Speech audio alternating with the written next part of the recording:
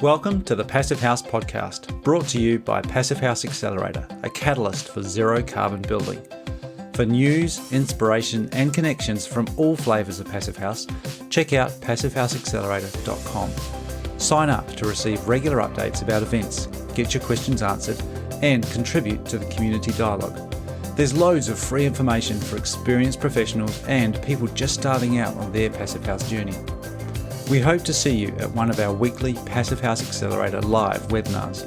In the meantime, here's this week's Passive House podcast.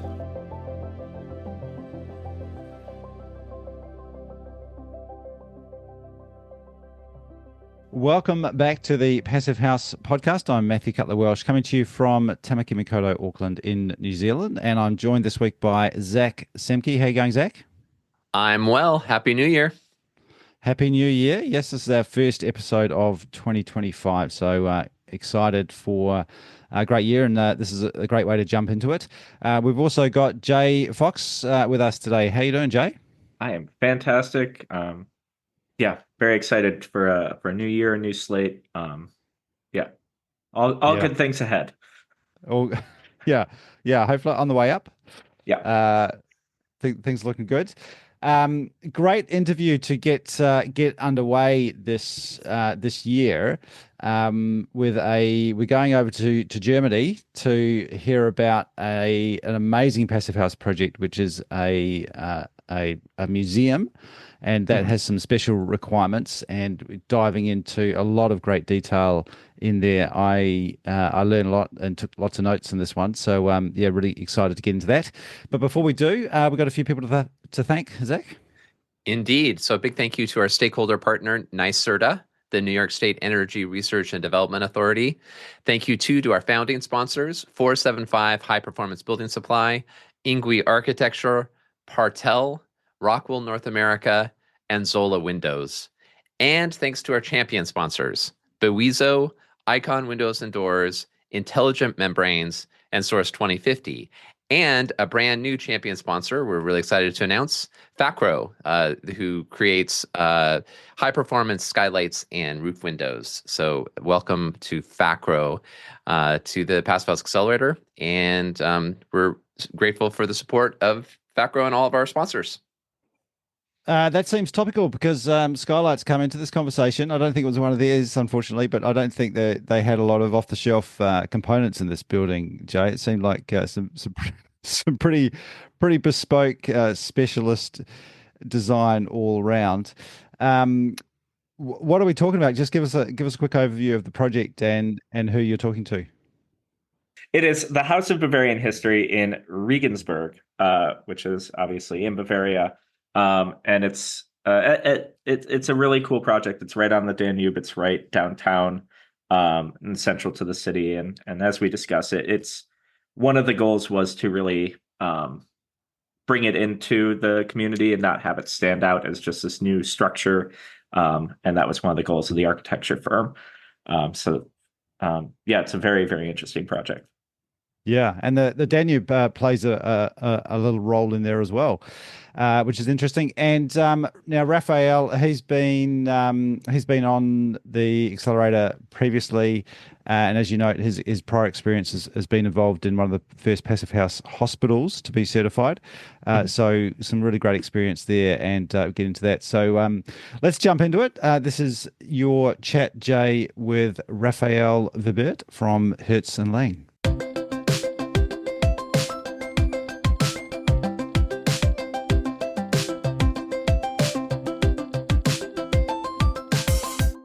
My name is Jay Fox. This is the Passive House podcast. I'm joined today by Raphael Vibert, a Passive House certifier accredited by the Passive House Institute. He's a senior designer, consultant, and certifier with Herz Lang. We're going to be speaking today about the House of Bavarian History in Regensburg. It is located directly on the Danube River. A very, very gorgeous site right in the center of a historical city. We're interested in this project, though, today because it recently was awarded final Passive House certification, thereby making it the largest Passive House certified museum in the world. Raphael, thank you so much for being here. I'm happy to. Thank you for contacting us. I guess going over some of the basics of the museum and the project, what are gross square footage, the amount of conditioned space, and I guess acreage, or however you want to measure that, of the total site. Yes, so the treated area, according to the Passive House planning package, so according to the PHPP, is almost 8,000 square meters, so 7,700. It includes 3 main stories, and there is also an intermediate level for management, offices, and seminar rooms. The building footprint covers about 3,600 square meters, and the gross volume of the building reaches 75,000 cubic meters. So, yeah. Quite a large space. Yes. And this is, I guess, just its location. It's right kind of in the center. It's a central location within the town, correct? It's a very central location, yes. Okay. And so when was the project first proposed and by whom? And, what were some of the specific goals that they had in mind in terms of either energy performance or comfort, or, even explicitly going after Passive House certification? Was that on the table from the beginning, or did that kind of come up as the project evolved? Yes, so we had the chance here that the client is the state of Bavaria. And in 2011, the Council of Ministers decided to require the certified Passive House standard for administrative buildings and for some selected public projects. And this decision actually paved kind of the way for a landmark step in 2013, when the Passive House standard was chosen for the new Museum of the Bavarian History. So it was already set up here. And since then, the new museum has been a flagship project for the Bavarian state, showcasing its commitment to sustainability and energy efficient building practices through the Passive House standard. Okay.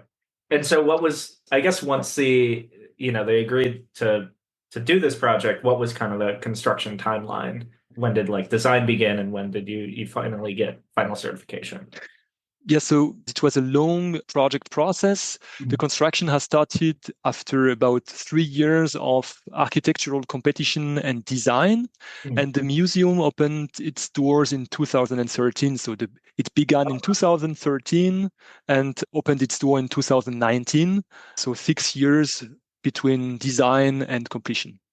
Okay. Wow, that is quite a bit of time. Yeah. And then certification happened earlier this year, correct? Exactly. Right. Yes. Okay. It was Great. a long process.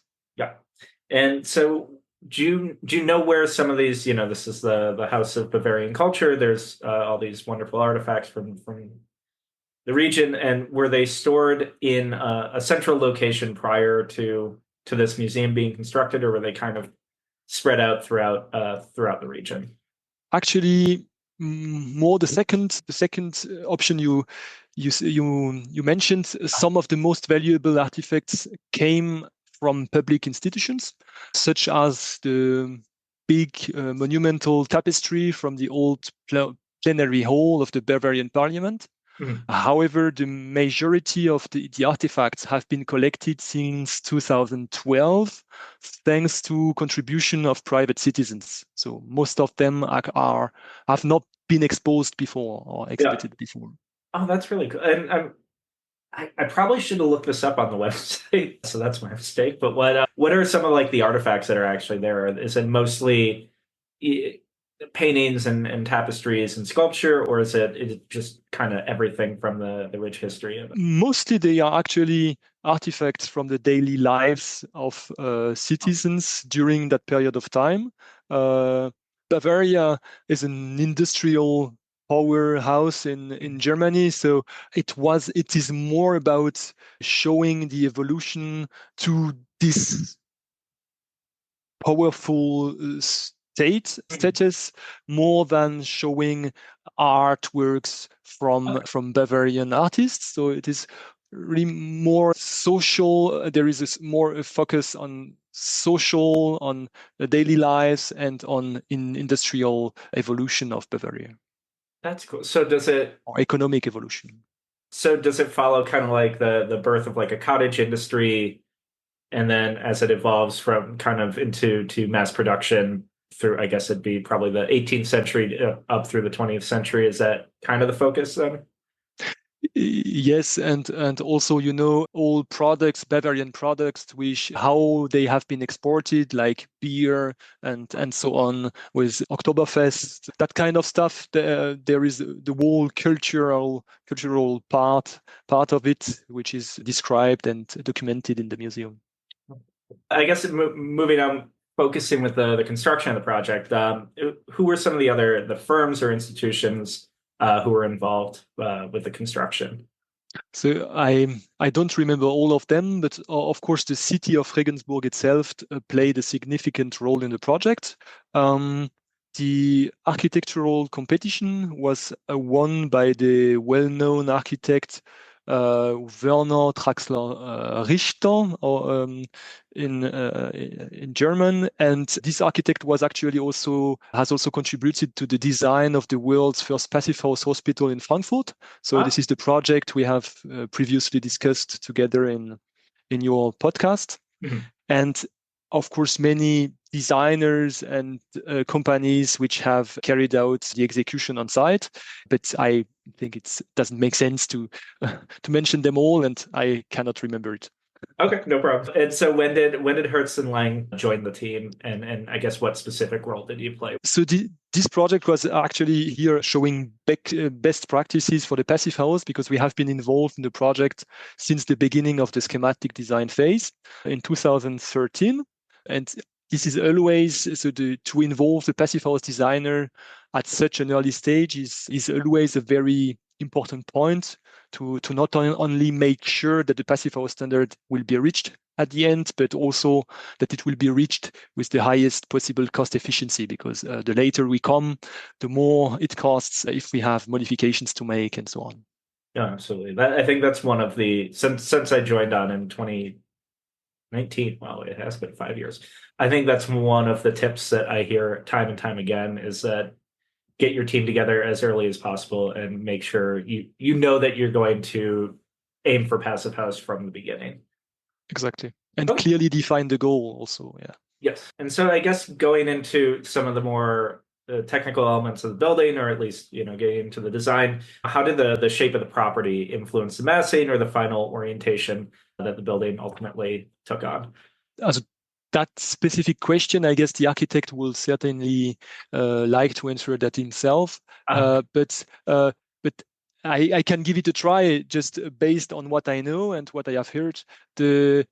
Actually, the Danube River flows along the north side of the property, making it logical to have large curtain wall openings there, particularly for the entrance and the event area on the ground floor. In the permanent exhibition on the upper floor, there is almost no openings to ensure optimal conditions for artifact conservation. However, there is also in the permanent exhibition a dedicated section featuring a huge panoramic view of the Regensburg Cathedral, thanks to 3 huge curtain wall glazings with a size of, I think it's 25 square meters each. So very big pane of triple glazing. And the shape of the building and the complex shape of the roof, I don't know if you have seen pictures of it, have been designed to harmonize with the old buildings of the historic city center of Regensburg. It was the main goal. Great. And I mean, so also, was there effort to, I don't know, I would assume Regensburg is heating dominated climate. Yes. I mean, was there efforts to have more glazing on the southern facing side just to get more heat gains, or was it really kind of trying to fit in within the tapestry of the city center? Was that more of the goal? It was more of the goal to fit in the city center for several reasons. What I have mentioned on the north side, the big glazings, the glazed area, is counterproductive for the passive house concept, and it was not really the focus here. Actually, in the museum, you have such high internal heat gains that you can already rely on them to heat the building most of the time. And yes, it wasn't the architectural concept wasn't focusing so much on optimizing the solar gains for the passive house concept. Okay, got it. And so, I guess continuing with that kind of line of reasoning, were there passive shading elements that were incorporated, and was there an effort to use night flushing or kind of natural cross ventilation? I know it is usual in the US and Canada that no movable shading elements are used, and it was here also the case in the museum, which is not standard in Europe, to reduce the solar gains by still harvesting as much natural light as possible. Special sun protection coatings have been used on the triple glazing. Natural ventilation and night flushing strategies, as you might know them, for example, in residential or office buildings, have not been used here. With a night flushing strategy, your goal is to drastically reduce the temperature of the building mass by night in order to avoid an overheating during the day. And this kind of strategy was not suitable for this museum, as the number one priority was the stable indoor climate, with only very small and slow variations, which we allowed. Okay. And I guess that moves into the next question, which is, you want the consistency of the temperature and the humidity to preserve the artifacts, but you also have a lot of visitors coming in and leaving, and the occupancy changes quite a bit. So I guess this is a two-part question, but how did you help design to make sure that all these areas were ventilated and everything remained consistent? And then for the storage rooms, which I assume there are storage rooms, was there a different methodology to keep it consistent that's different from the main kind of exhibit hall?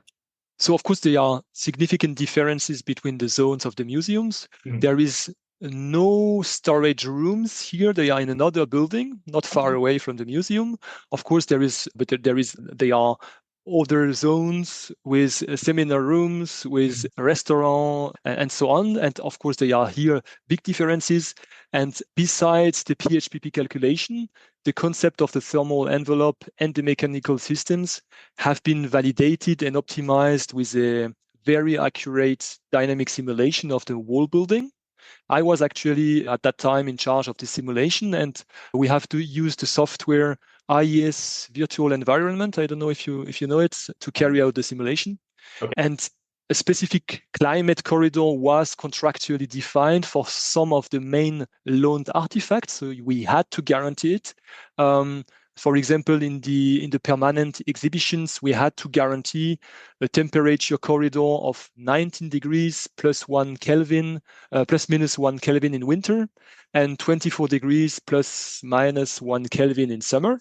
Okay. With a very narrow corridor for the relative humidity of 50% plus minus 5% all the time. And it was quite a challenge with the almost 2,000 visitors per year to reach that goal. So we have therefore taken into account the exact user profiles and assessed all the internal heat gains through media equipment, lighting, artworks, and so on. We have also modeled every single relevant part of the heating, cooling, humidifying, and dehumidifying system. And we have not only optimized the control parameters and the sizing of the systems, we had also to optimize, for example, the position of the sensors within the exhibition rooms and their weighting and so on. So, this is also worth mentioning here that the passive house envelope played also a significant role in guaranteeing the indoor climate, because thanks to the well-insulated and airtight envelope, the museum is kind of independent from outdoor changing conditions. So it means, as a designer, we only had to focus on what is happening in the building itself. So we had the problem less. And I think also a last point which can be interesting, which is worth underlining, is that we have huge airflow rates, but only 1/3 of it is fresh outdoor supply air. 2/3 of it is only for air recirculation for room conditioning, and this is not outdoor air. Got it. And so I guess that kind of answers the question, but I mean more into the mechanicals, what specific systems did you end up using it? So actually, there are many different manufacturers because there is many devices used to build the whole system. At least the system is the following. The base load for heating and cooling is provided by the underfloor heating and cooling system. And when you need a very quick reaction, the ventilation system is used. And the ventilation is a full air conditioning system with, as mentioned, heating, cooling, humidification, and dehumidification capabilities. And it allows heat recovery on the extract air and a higher recirculation capacity if needed. So you have two, I guess, a system with two different. It is combined, but two different roles: air conditioning and, of course, hygiene air supply. Okay. And so one of the benefits that Mike Ingui always talks about is that you get reduced size in your mechanicals, especially in residential, because you don't need so much heating precisely because of the envelope or cooling for that matter. But you need to have a very responsive and dynamic system. So did you have to kind of oversize the heating, cooling, ventilation system to handle, large influxes of people who are coming into the museum? Or is it actually not that big of a deal? Like, people aren't generating that much heat, so you don't have to be you don't have to oversize by a significant amount. This is actually the main goal, or was the main goal of the dynamic simulation, was not to having to oversize the system to be on the safe side, but to make very realistic assumptions in order to exactly meet the goal without having to invest too much. And that kind of issues or of goals, we have them quite often in event buildings, because sometimes the visitors or the number of persons in the building is so high. For example, in a room for special events, the density of persons is very high, and you couldn't actually put more systems in it. Otherwise, you wouldn't have space for media, for other functions. So you have to keep it as low as possible. Okay, that makes sense. Yeah, so I'm surprised that you have heating on the floors as well, because that's usually not. I feel like that's not particularly common here for passive house projects. That's right. You are mostly using ventilation-based concepts. In Germany and more generally in Europe, we like surface heating and cooling, and this is usually used for base loads and can be also very efficient if used well. Now, I guess this gets to the additional sources of heat and energy recovery that are a bit unusual, at least in North America. We don't get them very often. And this goes to the sewer system and the wastewater. Could you describe, I guess, how that system works and how effective it is at providing additional heat and conditioning for the building? Yes. So besides the heat exchanger of the ventilation system with an efficiency of 80%, there is also a heat recovery of about 50% within the dehumidifying system or dehumidification system as an energy source for the heating and cooling system of the museum, and also for two other neighboring buildings. There is an innovative heat pump system which has been used here. It uses the heat from the wastewater pipe of the city. And there is two advantages for doing this. It has indeed the advantage of being warmer in the winter than the Danube River, but also colder in the summertime. Oh, so you have both effects. Huh. And is this a common system that's used in Europe, to your knowledge? It's very rare. I know of maybe one project in the US that's used it. It's not very common, and it has to be also for large facilities. Otherwise, I guess it's not worth it, or it might be too expensive to do this. But this is also the only project we had where such a system has been used. So I'm not that familiar with the layout of the building, but it seems like there's at least one room with a lot of skylights. And I'm just curious, what was there any risk of overheating using so many skylights, and who was the manufacturer, if you know off the top of your head? Yeah, so skylights are, of course, always representing a big overheating risks if it's not optimized. So, and here in the entrance hall, there is a huge skylight of about 320 square meters, if I well remember. And there is also a big glazed facade, and this wall glazed area is called the Sky of Bavaria, sorry. And the frame used is a well-insulated Raiko system. This is the manufacturer. And as mentioned earlier, the sun protection concept of the building is based on sun protection glazings.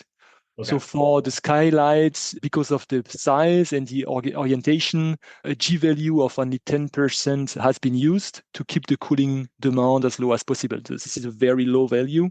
Yeah. So 5 times lower than the normal glazing G values you use in the passive house usually. Okay.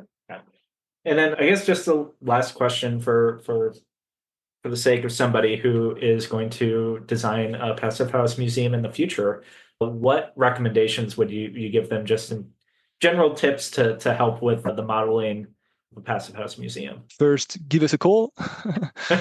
Nice. But I think they should invest time at the beginning to assess the user profiles and the internal heat gains as accurately as possible, as these are major factors for the sizing and the optimization of the systems. Also, don't forget the monitoring phase. At the beginning of the operation, there are always optimization needed, even in a simple residential building.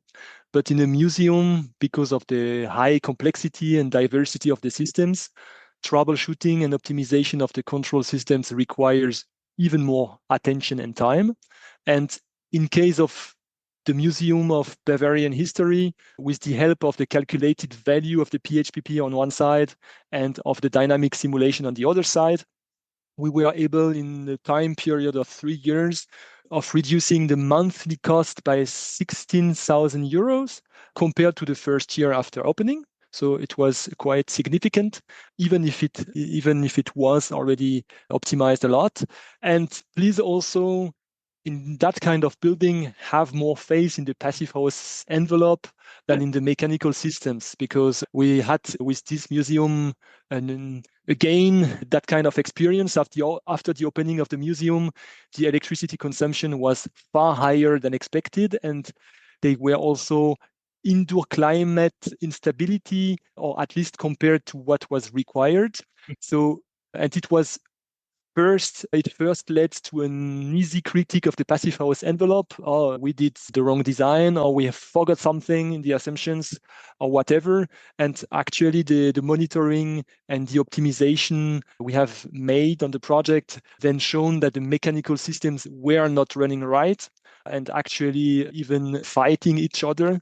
So after troubleshooting that part, we had a very smooth indoor climate, exactly as simulated, and the energy consumptions has been lowered a lot and matches actually the PHPP calculation quite well.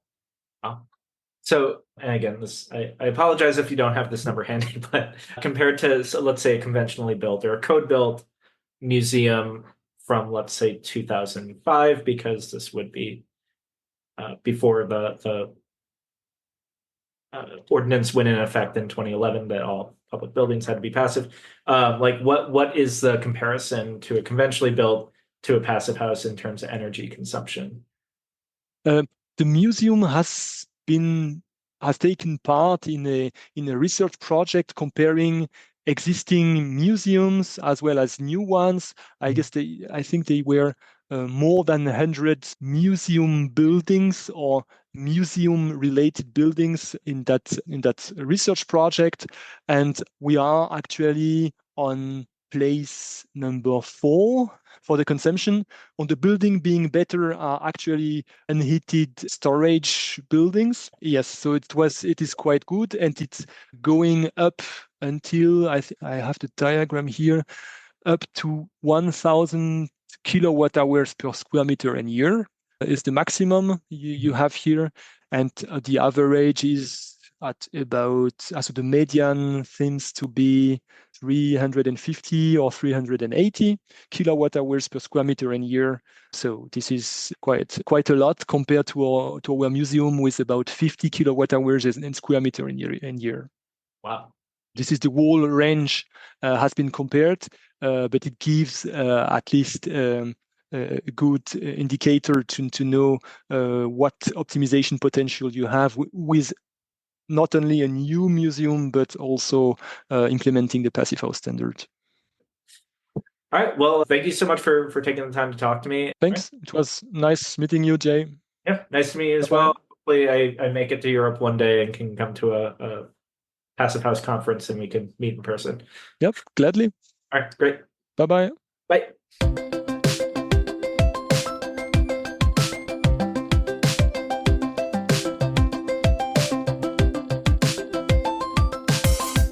And that was Raphael Vibert from Herz Lang talking about the Museum of Bavarian History. Pretty amazing detail you got into there, Jay. What were the highlights for you? Well, before getting into the highlights, I do want to note one correction. Raphael misspoke a bit. He said there were 2,000 visitors per year. It's actually closer to 300,000. I think 200,000 was a more conservative estimate, but the more recent seems like 300,000. But I think the highlights are just how strict the HVAC system has to be in order to accommodate the 50% humidity plus or minus 5%. And then in the winter it's 19 degrees Celsius and plus or minus 1 degree, and 24 degrees in the summer plus or minus 1. Which is just really impressive that they managed to do that, and that's the parameters that they have to hit. I think another number that I was absolutely astounded by was that this is towards the end of the interview, mentioned that there was a study of different museums around Europe, and that they were about 50 kilowatt hours per meter square per year, whereas the average in this study was 350, and that the top was 1,000. So we're talking about a difference of 20 times. A Passive House museum is 20 times, or I should say, it's 5% of what another museum is using, which is just absolutely astounding. Yeah. It's pretty amazing. Those figures that he gave right at the end there. Was it 300 to 350 kilowatt hours? I should mention, I hope you guys are okay with kilowatt hours per square meter and makes no sense to me. I know square meters and cubic meters. Do we need to do any conversions? Where are my BTUs, man? I have to. I write down a number. I have no frame of reference. It's just out in the ether. No idea.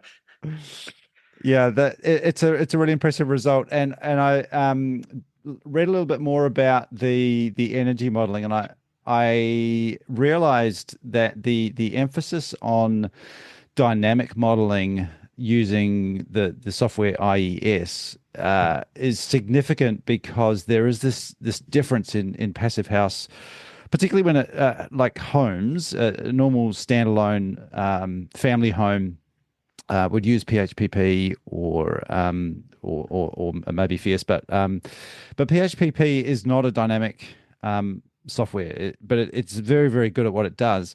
And a dynamic software is, by definition, it accounts for lots of moving things and thermal mass and different changes throughout a day.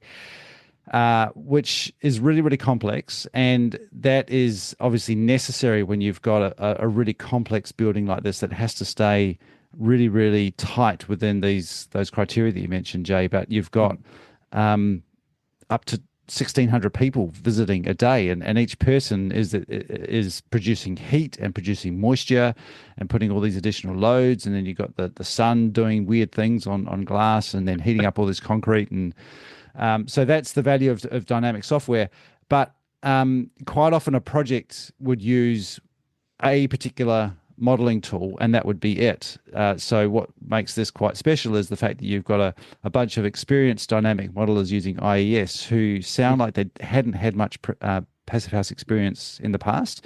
And then you've got Raphael and his team coming from Passive House side of things and getting the data and interpreting that and working with the team doing the dynamic modeling, and obviously producing a pretty impressive result. And just on that dynamic modeling, a feature of that is doing zones, and quite often you would maybe do a room or a collection of rooms as a zone in your model. There's actually a really good article for those that really want to geek out on this on the IES website, and it shows the level of detail. And there's one cut through of the building where they've zoned the building vertically every single meter. So every meter has its own sensor, and then looking at the temperature and relative humidity. So not just in a single room. And when you think about artwork and some of the really valuable artifacts in this space, you can appreciate that that's going to be really important, because it's often you just put one sensor in the middle of the ceiling of a room, but that doesn't tell you what the temperature is on the floor or on the wall, or if there's sun coming in or a light lighting up a certain part of the wall. So it's gone to a much finer grain of detail for the modeling, and then subsequently the monitoring of that building as well. So yeah, plenty there for some of our energy modelers to really geek out on. Yeah.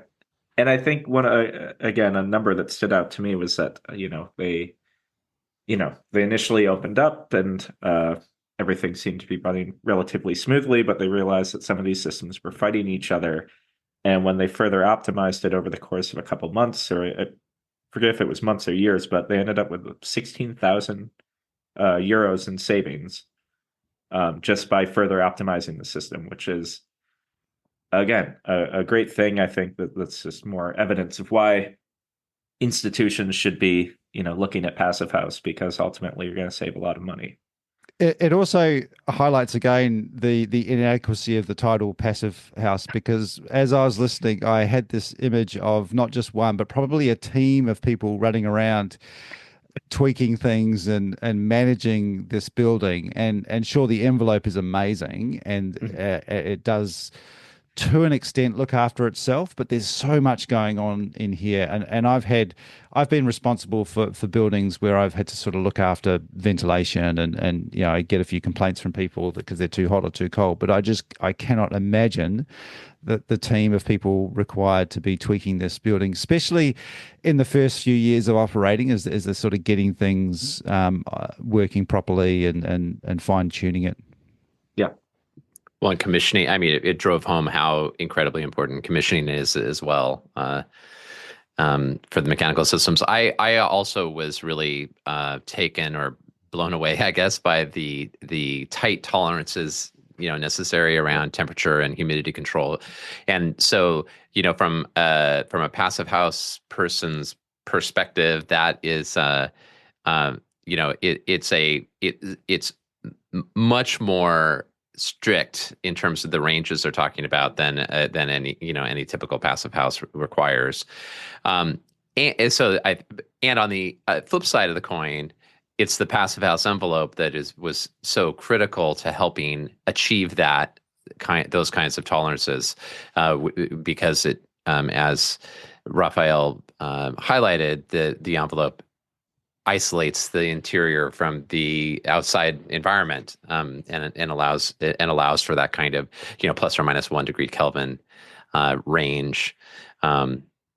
Assuming that the mechanical systems are commissioned and dialed in, which they accomplished. Yeah. So, and I should note that this will become an article for the Passive House Accelerator magazine, and that again, one of the gems that was left on the editing floor for this interview was a longer discussion about the envelope, and that'll be a part of the article more than it was here in the interview.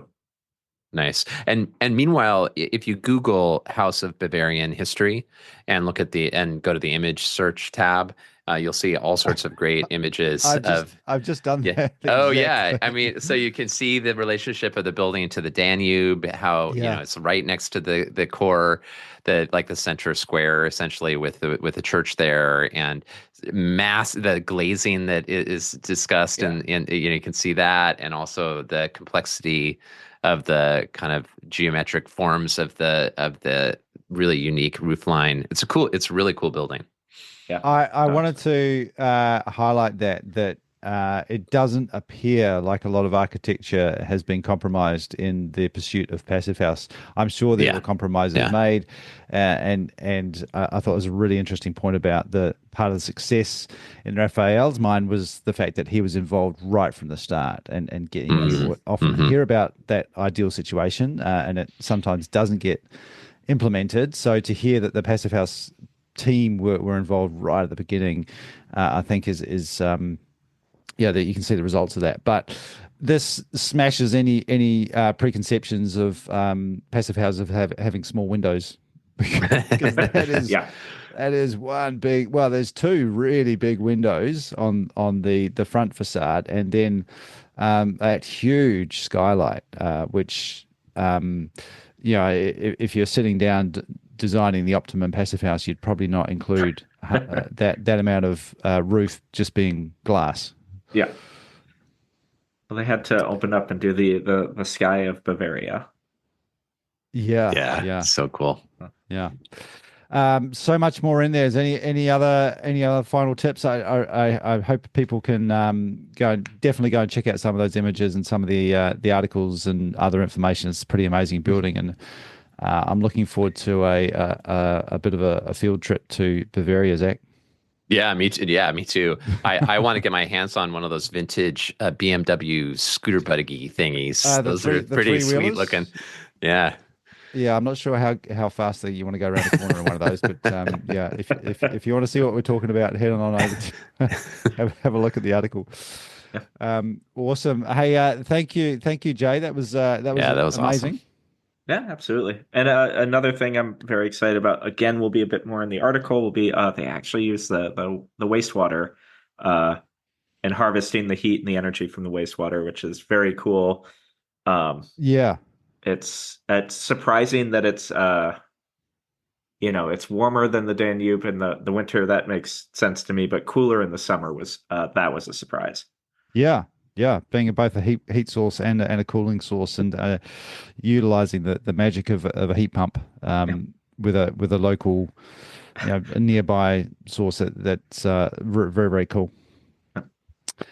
Awesome. All right, Zach, what do we got coming up for the beginning of 2025? Yeah, we are kicking off the year with a electrification month, so we're diving into the kind of dynamic duo of the energy efficiency of Passive House with the further decarbonizing effect of electrifying everything. Very powerful combination. So we will kick that off tomorrow, Wednesday, January 8th, at our Passive House Accelerator Live 101 series, Electrification and Decarbonized Construction with Sean Armstrong of Redwood Energy.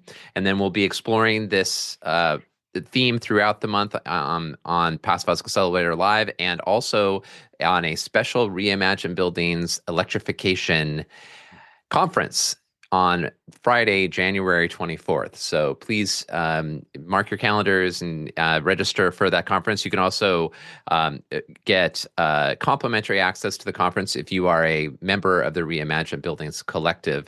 So that's a great way to access all sorts of other great resources in addition to the conference for the same price as a conference, the same monthly price as a conference admission.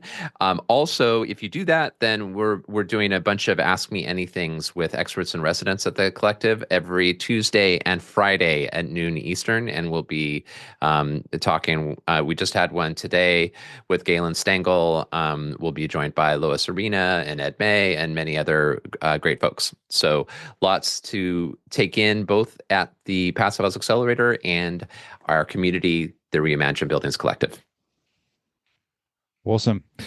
Thank you very much, Jay. Thank you, Zach. And thanks everyone for listening. We'll be back again next week on the Passive House Podcast.